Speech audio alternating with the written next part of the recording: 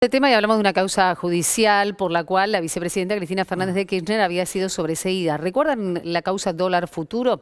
Bueno, en las últimas horas el procurador Eduardo Casal pidió que se reabra y apela a la Corte Suprema de Justicia de la Nación. La pregunta para Néstor Espósito es, en primer lugar, ¿por qué lo pide Casal? Y en segundo lugar, ¿cómo avanzaría este pedido?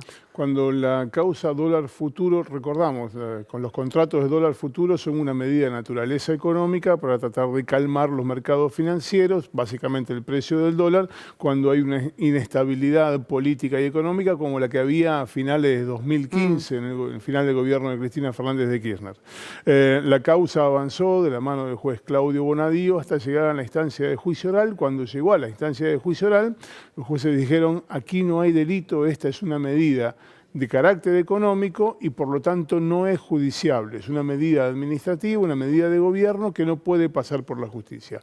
Un fiscal, se llama Raúl Ple, fiscal ante la Cámara de Casación, apeló el cierre de esa causa y el jefe de los fiscales, el procurador general interino eterno Eduardo Casal, lo que hizo fue decirle a la Corte, che, hay que abrir el recurso, hay que darle la razón a la apelación y hay que hacer el juicio oral y público. Aquí hay un problema respecto del procedimiento. Vamos a intentar no ponernos muy técnicos, pero para que se entienda.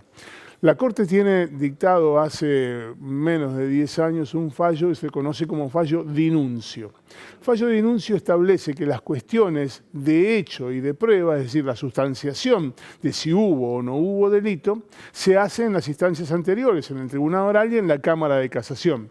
Es allí donde se tiene que determinar si efectivamente hubo o no hubo delito. Una vez que se decide, la Corte solo revisa las cuestiones de derecho, es decir, si se respetó el procedimiento como corresponde, las garantías constitucionales, la defensa en juicio, es decir, si se respetó la formalidad de lo que tiene que ver con el expediente. Néstor, y entonces Casal lo que le está planteando la Corte es que revise esa formalidad o que avance más allá de eso. Que avance mucho más allá de eso. Le está pidiendo a la Corte que revise cuestiones de hecho y prueba, que se meta directamente a revisar todo lo que tiene que ver con la causa.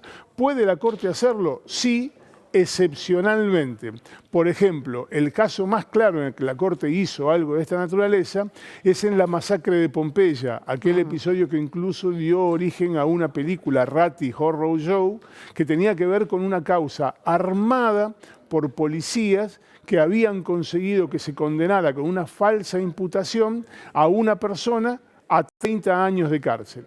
Entonces la Corte, después de comprobar que había una arbitrariedad muy grande, entonces sí, excepcionalmente revisó las cuestiones de hecho y prueba. Aquí no hay una cuestión excepcional que le habilite a la Corte a hacer tamaña cosa y el Procurador General lo sabe. ¿Y entonces? Pese a eso, le pidió a la Corte que abra la causa nuevamente y que ordene que se haga el juicio oral y público por la causa dólar futuro. Te consulto, entonces sería un pedido más político que judicial, casi, teniendo en cuenta... Es una cuestión de interpretación política. Yo lo que estoy diciendo es que técnicamente lo que Casal le pidió a la Corte que haga no lo pide en la mayoría de los otros casos. Y la excusa, perdón, la Corte tiene que responder, se puede excusar. ¿Qué puede hacer la Corte en este sentido? El dictamen no es vinculante, es decir, la Corte puede hacerle caso al procurador o no hacerle caso. No tiene una obligación respecto de eso. Por lo general, la Corte en este tipo de episodios aplica lo que se llama la plancha del 280, una resolución muy corta donde rechaza cualquier apelación. Habrá que ver qué es lo que hace en este caso. Gracias, Néstor. Seguimos con Ale.